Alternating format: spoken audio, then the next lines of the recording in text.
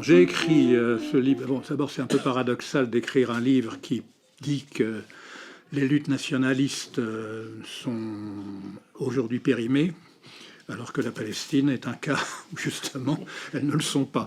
Mais vous mentionnez je le dis dans le bouquin, mais enfin ce soir particulièrement, compte tenu de la situation en Palestine, c'est un peu curieux de dire à bas les nationalismes. Bon, il y en a un, peut-être aussi, je dirais, en Nouvelle-Calédonie ou en Martinique. Mais enfin, en gros, la position du livre, à l'exception de la Palestine, est de dire qu'à l'époque actuelle, les luttes nationalistes ne sont plus en faveur du prolétariat. Parce qu'évidemment, mon livre est écrit uniquement dans une perspective quelles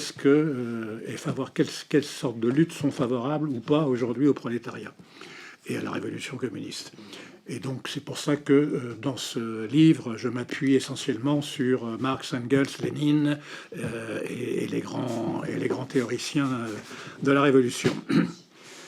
Alors, évidemment aussi, il faut parler des nationalismes aujourd'hui, parce que on le voit d'abord au niveau international, ça n'arrête pas. Il y a des guerres de plus en plus partout qui sont des guerres nationalistes, ou impérialisme nationaliste, et puis la montée de groupes comme le Front National en France et ailleurs. Donc il est évident que les montées du nationalisme, comme dans les années 30 d'ailleurs, est très liée à la crise mondiale du capitalisme. C'est une façon de rallier les peuples derrière le drapeau du capital, en leur faisant croire que c'est parce que leur nation est opprimée qu'ils sont très malheureux, et ça évite de dire que c'est à cause du capitalisme qu'ils sont très malheureux. Donc voilà pourquoi la question m'a paru importante. Parce que à certaines époques, le nationalisme était positif. Un point important que je développe, c'est que il y a en gros dans le capitalisme 3 époques. J'avais développé ça dans un livre qui s'appelle Les mondialisations, l'époque du début du capitalisme jusque vers le XVIe, XVIIe siècle, avec le capitalisme marchand, Venise, les ports de la Hanse, le grand commerce, etc. Une deuxième époque qui était le capitalisme impérialiste décrit par Lénine, mais un impérialisme colonialiste. C'est-à-dire que les empires coloniaux formaient quand même des empires protectionnistes. Ce n'était pas encore une mondialisation libérale. C'était une mondialisation par bloc impérialiste. Et la troisième époque où on est aujourd'hui, que j'appelle la mondialisation achevée, libérale, où l'ensemble des pays du monde entier sont pris dans un processus capitaliste à une échelle différente. Mais tous les procès de production maintenant sont mondialisés. Il n'y a pas un procès de production national qui puisse exister. Alors, ceci étant dit comme introduction générale de ce livre, je pars effectivement au début du concept de nation. Et je montre qu'il a été créé, enfin il n'a pas été créé, mais enfin il s'est affirmé totalement avec la Révolution française et avec la Révolution anglaise, c'est-à-dire il s'est affirmé au moment où le capitalisme commençait à s'affirmer. Avant, il n'y avait pas de nation. Il y avait, le roi avait des sujets, le roi avait des différentes provinces, il y avait des choses comme ça, mais il n'y avait pas l'idée de nation. Ou peu l'idée de nation, elle a commencé à naître au XVIIIe avec les philosophes. Mais voilà. Donc, fondamentalement, l'idée de nation est étroitement corrélée au capitalisme et au développement du capitalisme. C'est une idéologie qui est vraiment propre à ce mode de production. Avec l'idée de nation, on a d'ailleurs la même idée qui est celle de l'intérêt général, ou encore la même idée qui est celle que l'État est au service de tous. Nation, intérêt général, État, ça fait partie de la même idéologie au niveau que on forme tous un peuple uni avec les mêmes intérêts, même si on a des divergences, elles sont secondaires par rapport à l'intérêt général que l'État est chargé d'organiser, de défendre et de promouvoir. Alors, évidemment, cette idée, si elle est née, enfin si elle s'est affirmée, disons, elle n'est pas née, mais elle s'est affirmée au moment du développement du capitalisme, c'est parce que le capitalisme développe les antagonismes, les contradictions, les égoïsmes, les individualismes, etc. Donc développe une société complètement fragmentée qu'il faut bien unir par un moyen quelconque. Et ce moyen, c'est l'idéologie. En plus de la police, en plus de l'armée, en plus des lois. Mais au niveau idéologique, le moyen de l'unité sociale, c'est l'intérêt général, c'est la nation. Et cette idée est fondée sur des choses réelles d'ailleurs. L'idéologie nationaliste prend des éléments de communauté, le langage, le territoire, il y a des bases réelles de la langue, oui, et surtout le fait que l'association Capital-Travail semble être ce qui développe l'économie et la richesse. Si le capital et le travail sont associés ensemble, si les ouvriers et les capitalistes défendent ensemble les intérêts du capital national, ils défendent leurs intérêts communs. Et cette association capital-travail est aussi une base qu'on rencontre tous les jours dans tous les journaux sur la question du nationalisme. Donc le nationalisme, c'est fondamentalement une façon de dépasser et de surmonter les antagonismes de classe aujourd'hui. Bon, évidemment, ça n'a pas toujours été le cas. Pendant la Révolution bourgeoise en 1789, il y avait une association bourgeoisie-prolétariat contre la monarchie. Bon, là, à ce moment-là, la notion de nation était progressiste, évidemment. Il s'agissait d'abattre la monarchie et d'unir entre elles les classes qui combattaient la monarchie.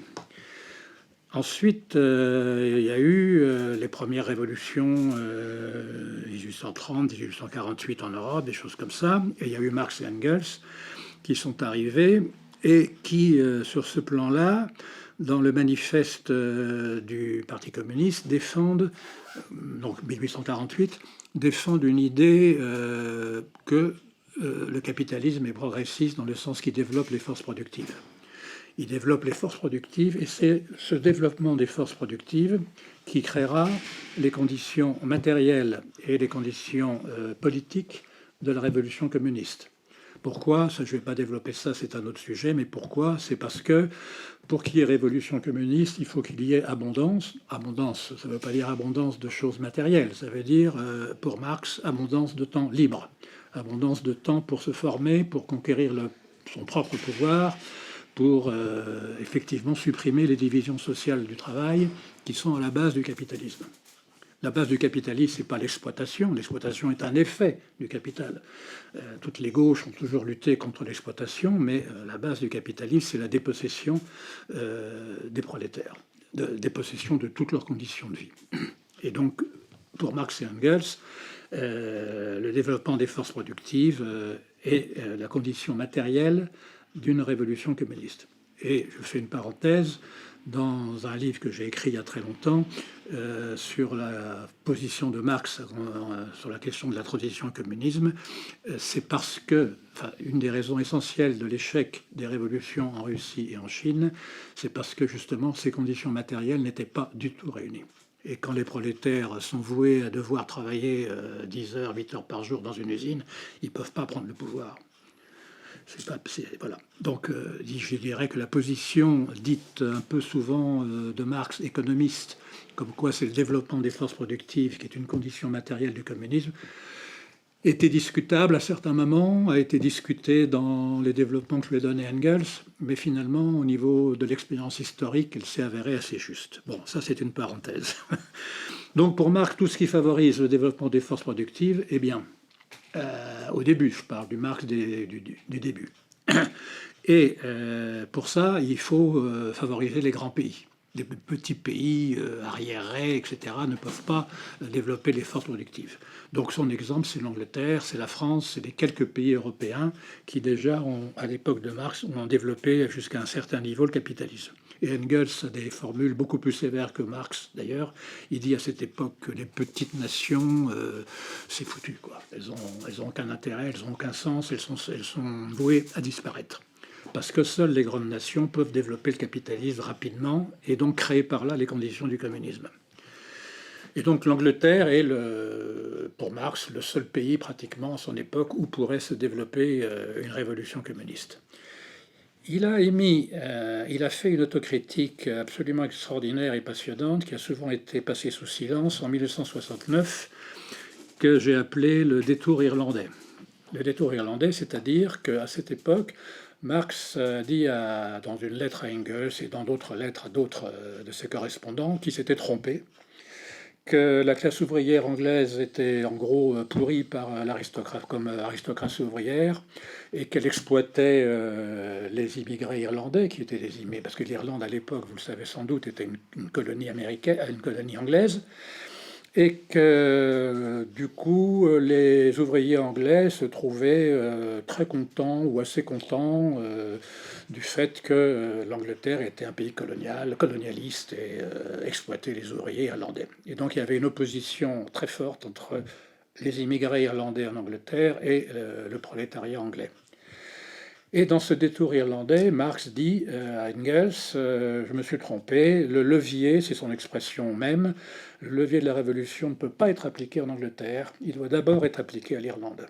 Il faut d'abord que l'Irlande se libère du colonialisme anglais pour que les ouvriers anglais se libèrent eux-mêmes de leur colonialisme, de leur esprit, de leur participation ou de leur intérêt colonialiste. Et ça, cette analyse est pour moi, bon, c'est une scission, donc c'est une évolution, je veux dire, une autocritique de Marx absolument fondamentale, parce que alors on arrive à la deuxième époque, l'époque de l'impérialisme, du nationalisme colonialiste, de l'impérialisme, comme disait Lénine, où là, Lénine va reprendre ce fameux détour irlandais, parce que Marx, lui, ne voyait la révolution qu'en Europe. Il a parlé des colonies de façon très rude, en disant très bien, de façon extraordinaire, comment les colonisés étaient exploités, etc. Enfin bon, il a fait une dénonciation du colonialisme très forte sous l'angle de l'exploitation des colonisés. Mais il ne pensait pas une minute que, ou en tout cas il ne l'a jamais dit, à ma connaissance, que les pays colonisés pouvaient constituer une force révolutionnaire. Voilà. Donc Lénine, lui, a repris dans ce domaine l'idéologie, la tactique, je veux dire, ou la stratégie, je ne sais pas comment dire, du détour irlandais, il l'a étendu au monde entier. Il a fait une analyse où il a dit, bon, il faut que l'ensemble des pays colonisateurs, enfin l'ensemble des prolétaires des pays colonisateurs reconnaissent le droit aux colonisés de se libérer de l'impérialisme, du colonisateur. Et il l'a fait avec quelques réserves quand même. Pardon. Il dit que ce droit est absolument inconditionnel pour les prolétaires des pays colonisateurs par rapport aux colonisés. Par exemple, il fallait que les prolétaires français, pendant la guerre d'Algérie, soient à fond derrière les Algériens, quelle que soit la direction de cette lutte anticoloniale. Aujourd'hui, il aurait peut-être dit on est derrière le Hamas si on est un pays qui soutient Israël. Bon, ça, c'était une inconditionnalité. Par contre, il a émis des conditions plus générales sur, notamment à propos de la guerre de 14-18, parce que dans cette période-là, il a dit il y a quand même dans cette guerre, c'est gentil, merci, il y a dans cette guerre, que vous savez être une guerre entre deux impérialismes, une supériorité des intérêts généraux du prolétariat par rapport aux intérêts nationalistes de nations particulières. Il cite notamment l'exemple de la Serbie, qui était alors disputée entre les Russes, la Russie tsariste et puis l'Empire austro-hongrois, en disant l'indépendance de la Serbie, si ça doit dégénérer en une guerre impérialiste, on est contre. Les intérêts du prolétariat ou du peuple serbe à être indépendant ne valent pas une guerre impérialiste. Il l'a dit aussi dans un cas qui finalement s'est traité pacifiquement, mais dans le cas de la séparation de la Norvège et de la Suède. À l'époque, la Norvège et la Suède formaient un seul pays, et Lénine a dit, il y avait des gros conflits, il a dit la séparation de la Norvège et de la Suède à cette époque-là, ça ne vaut pas une guerre impérialiste. Il l'a dit aussi à propos de la Pologne en 1916, qui était prise entre d'un côté l'impérialisme russe qui l'opprimait depuis très longtemps, et puis l'impérialisme, j'allais dire prussien, enfin allemand, qui également avait occupé une partie de la Pologne. Il disait la Pologne est prise entre l'un ou l'autre, une indépendance de la Pologne aujourd'hui qui servirait ou l'impérialisme russe, enfin qui s'appuierait, elle ne pourrait que s'appuyer pendant cette guerre sur un des deux impérialismes, c'est pas possible. On est contre. Nous, les bolcheviks, on est contre. Et ça fait penser à la situation ukrainienne, à mon avis, aujourd'hui. Voilà. Et jusqu'en 1918, il voyait les nationalismes, mais aussi dans un cadre européen. C'était les années nationalisme de tous les petits pays des Balkans et d'ailleurs, qui étaient opprimés par l'Empire tsariste, par l'Empire austro-hongrois, etc. Voilà.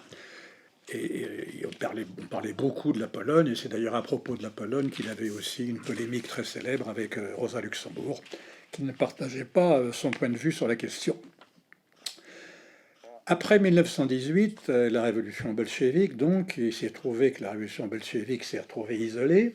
Comme vous le savez, la révolution en Europe, en Allemagne, la révolution spartakiste, la révolution hongroise avaient échoué. Il a étendu son analyse au monde entier.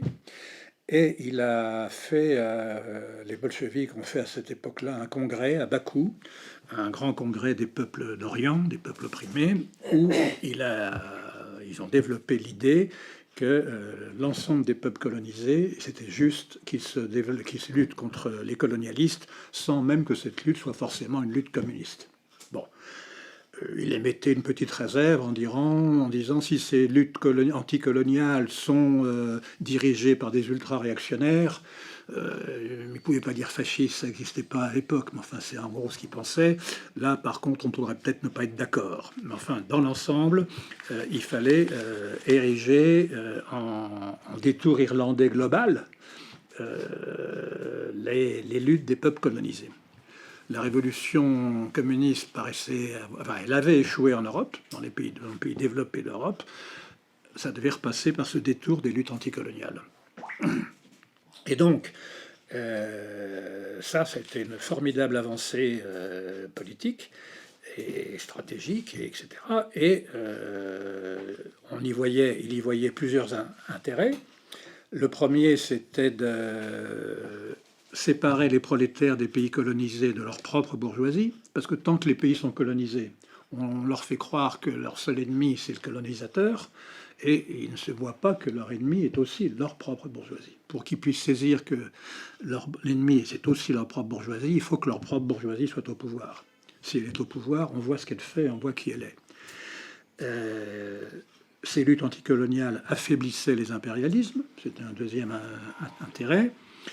Et un troisième intérêt, elles étaient nécessaires, comme dans le cas de l'Irlande, pour unir ensemble les prolétaires des pays colonisés avec les prolétaires des pays colonisateurs. Il est évident que tant que les prolétaires des pays colonisés soutenaient la colonisation, il ne pouvait pas y avoir d'unité. Donc sous ces trois intérêts-là, il a soutenu et dit qu'il fallait soutenir les luttes anti-colonisation. On en arrive, là je suis un peu bref par rapport au livre, mais il faut bien, à la troisième période, qui est la troisième période que j'appelle, enfin c'est pour moi qui l'appelle d'ailleurs, la période de la mondialisation libérale, qui se caractérise par, après la Deuxième Guerre mondiale, donc après la fin de la guerre d'Algérie et de la guerre du Vietnam, les deux dernières grandes luttes anticoloniales qui se caractérisent donc par la fin des colonies. Il n'y a pratiquement plus de colonies, sinon des petits embryons comme la Palestine et la Guadeloupe, la Martinique, la Nouvelle-Calédonie, mais voilà. Et donc là, il y a donc eu une réussite du détour irlandais. Partout, on a des bourgeoisies qui ont le pouvoir politique d'État. Ça ne veut pas dire évidemment qu'elles ont un grand pouvoir économique, mais elles ont le pouvoir politique. Et cette mondialisation libérale, en plus, enchaîne le monde entier dans la production des marchandises, puisque, comme vous le savez, maintenant chaque marchandise est le produit d'une chaîne de production qui va des pays producteurs de matières premières jusqu'aux pays où il y a les usines, et puis les pays centraux où il y a les intellectuels, la centre de recherche, la finance, enfin toutes les fonctions supérieures. Donc aucun pays ne peut être aujourd'hui indépendant économiquement. Même pas les États-Unis. Même pas les États-Unis. Ça, c'est une deuxième caractérisation. Voilà. Et dans cette période-là, qui est donc après la Deuxième Guerre mondiale, il y a d'abord une grande lutte. Alors, il y a les dernières luttes anticoloniales nationalistes, Algérie, Vietnam, que j'ai citées, et puis il y a les luttes nationalistes mais impérialistes de l'URSS contre les USA. Ce sont deux puissances capitalistes, URSS, capitalisme d'État, États-Unis, pas besoin de développer. Et donc, dans cette lutte-là, qui dure jusqu'à l'écroulement de l'URSS dans les années 80, c'est l'impérialisme américain qui triomphe. Mais il triomphe, j'allais dire, presque de façon pacifique. C'est-à-dire que cette rivalité, même si derrière il y a des forces militaires importantes, elle se fait surtout par ce qu'on appelle un peu le soft power, c'est-à-dire la puissance économique, la puissance financière, la puissance de pouvoir manipuler par là toutes sortes de fractions de la population. Et quand il y a des luttes nationales comme au Vietnam ou en Algérie, si elles sont soutenues par l'URSS, c'est parce que l'URSS est intéressée à contrecarrer l'OTAN et l'impérialisme américain que parce qu'il s'agirait de luttes pour le communisme. C'est des luttes anticoloniales, mais qui ne sont pas des luttes communistes. Et lui, c'était pas possible à cette époque-là. Et finalement, donc, les États-Unis en 91 gagnent avec Gorbatchev et Eltsine. L'URSS s'écroule. Et ce qui s'est passé à ce moment-là, c'est que l'URSS, qui est devenue Russie, donc Fédération de Russie, souhaitait participer à la mondialisation, mais avec une mondialisation multitête. Il ne voulait pas que ce soit les États-Unis seuls qui dirigent tout. On voulait une direction, les États-Unis d'un côté, la Russie de l'autre, etc., qui laisse participer les grandes puissances à l'exploitation du monde. Et ça, les États-Unis ne l'ont pas voulu. À l'état du capital actuel, la concentration du capital est telle que seul le marché mondial est capable de développer un capitalisme, des capitaux particuliers. Et donc il faut que maintenant chacun lutte pour le marché mondial. C'est la survie du capitalisme américain, comme la survie du capitalisme chinois ou russe, c'est d'être dominateur dans la mondialisation. Alors ça, évidemment, ça ne pouvait pas plaire à la Russie, pas plus que ça ne plaît aujourd'hui à la Chine. Et ça a dégénéré dans les conflits qu'on voit aujourd'hui en Ukraine, par exemple, qui sont des conflits qui opposent deux impérialismes qui luttent pour l'hégémonie mondiale. Dans ce conflit, d'ailleurs, la Russie a fait preuve d'une relative faiblesse, puisque quand elle a déclenché la lutte armée, ça montrait qu'elle n'était pas capable d'affronter les Américains sur le plan économique, financier et technique et scientifique. C'est un aveu de faiblesse, mais c'est quand même une façon de se défendre contre le fait que l'impérialisme américain grignotait. Après la Pologne et les pays de l'Est, ça a été l'Ukraine. Après l'Ukraine, ça sera la Biélorussie. Après la Biélorussie, ça sera encore autre chose. Et on voit bien la direction dans laquelle ça va. D'où ce conflit militaire en Ukraine qui oppose deux impérialismes essentiellement et dans lequel le peuple ukrainien sert de chair à canon. Donc on voit bien là les méfaits du nationalisme impérialiste qu'on revoit aussi après en Arménie maintenant. Il y a eu en Arménie avec la Turquie et l'URSS. La Palestine, finalement, c'est aussi ça qui est un peu derrière, parce que si les Américains défendent la Palestine aussi fortement, c'est parce que, comme ils l'ont toujours dit, c'est le porte-avions des États-Unis au Moyen-Orient pour le pétrole. Donc on a, pour en arriver à l'époque actuelle, on n'en est plus. Ça, c'est une thèse que je défends contre un certain nombre d'organisations qui se disent communistes, qui en sont encore aux luttes anticoloniales et qui soutiennent n'importe quel nationalisme en Afrique ou ailleurs. Non, on n'en est plus à ce moment-là. La décolonisation est terminée et les putschs ou les révolutions ou les je sais pas quoi, comment les appeler, qui ont lieu par exemple en Afrique, au Mali, au Burkina Faso et ailleurs. Si nous on peut s'en féliciter en ce sens que ça expulse l'impérialisme français, pour les populations locales, ça n'amène à rien. Ça n'amène à simplement que les nouveaux pouvoirs politiques dans ces pays ex-colonisés sont souvent à la tête d'une économie tellement faible qu'ils ne peuvent se développer en tant que bourgeoisie locale qu'en négociant entre les uns et les autres. Ils vont essayer de vendre leur richesse minière aux États-Unis, mais à la Chine si la Chine offre mieux, ou à la Russie si la Russie offre mieux. Bon, ils vont se vendre au plus de francs des impérialismes dominants pour s'enrichir eux-mêmes au passage. La seule façon qu'ont ces bourgeoisies de pays, j'allais dire pauvres, c'est ça. Ils n'ont pas un gros capital, il n'y a pas un gros capital en Afrique, tout vient de Chine, de Russie, surtout de France, des États-Unis, etc. Donc ils ne peuvent s'enrichir qu'en négociant les uns avec les autres. Bon, en ce sens-là, c'est un peu ce que Mao Tse-tung appelait des bourgeoisies compradors, c'est-à-dire des bourgeoisies qui sont liées, dont le sort dépend de leur commerce avec l'étranger. Donc, nous n'avons pas à soutenir ces nationalismes-là en faisant référence à Lénine. Il y a des groupes politiques qui disent Lénine a dit il faut soutenir les pays dominés. Non, il faut soutenir les pays colonisés, disait Lénine, pas les pays forcément dominés. C'est autre chose. C'est autre chose.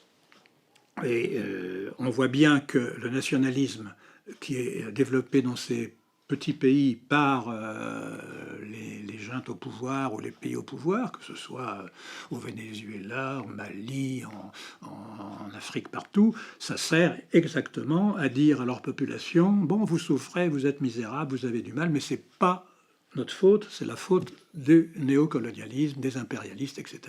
Oui, évidemment qu'il y a des impérialistes qui exploitent ces gens-là, mais ils ne peuvent les exploiter que parce qu'ils passent des accords avec les États libres, avec les politiciens libres.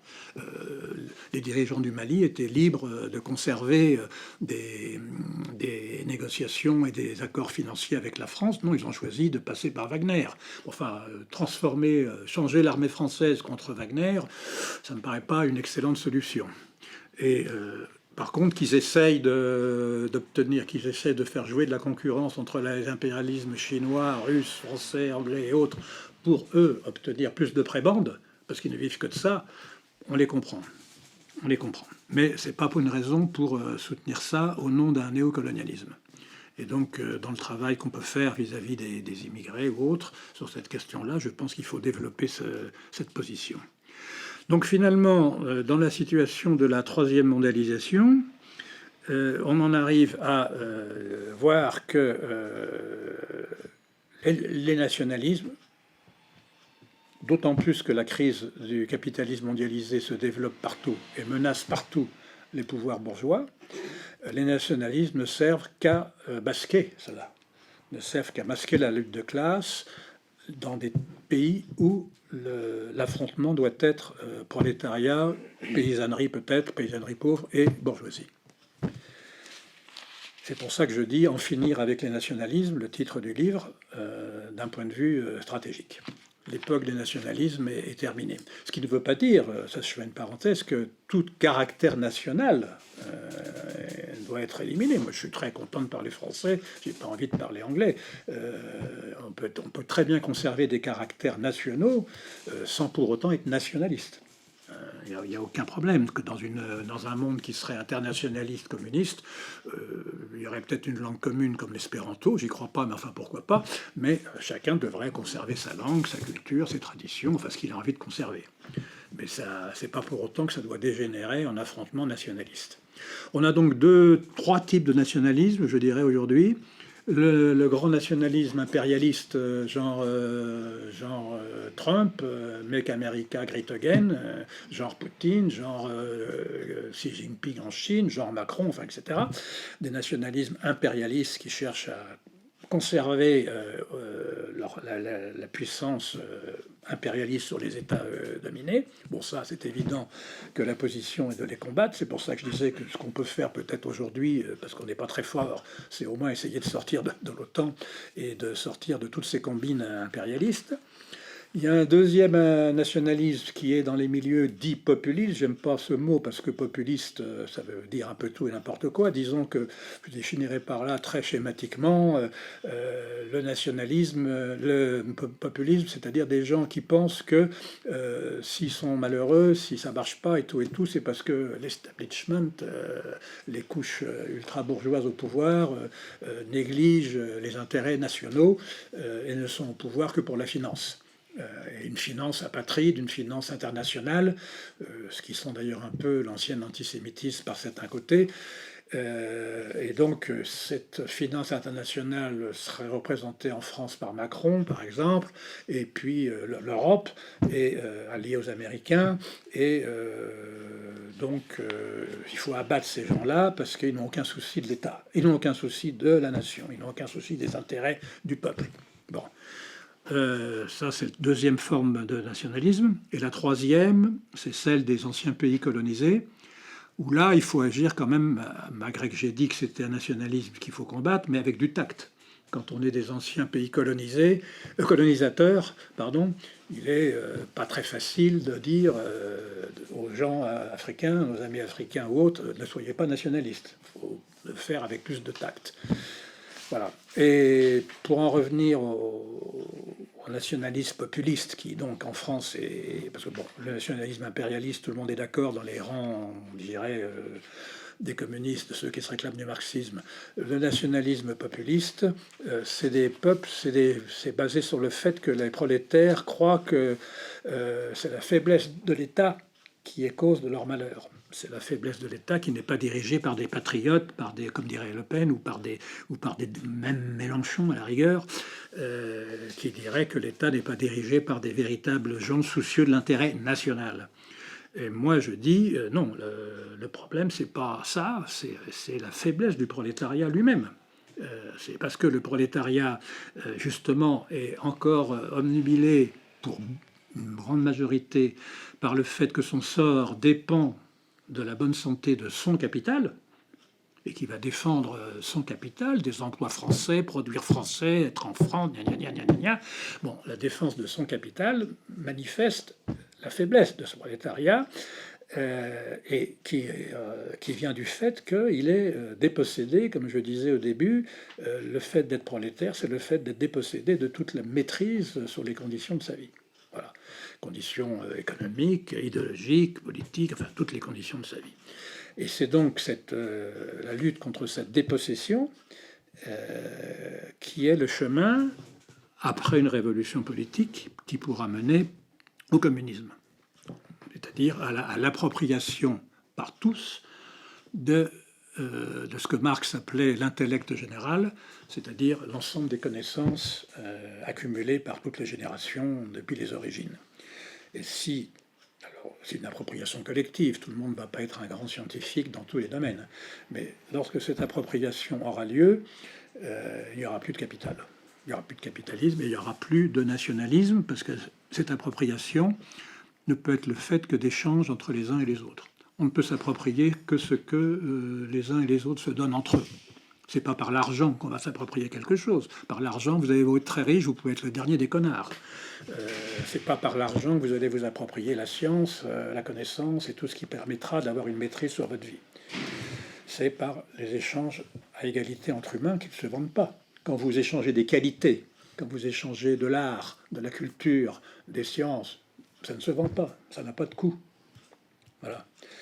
Bon, ça, c'est un autre sujet que j'ai développé dans certains livres sur la perspective communiste.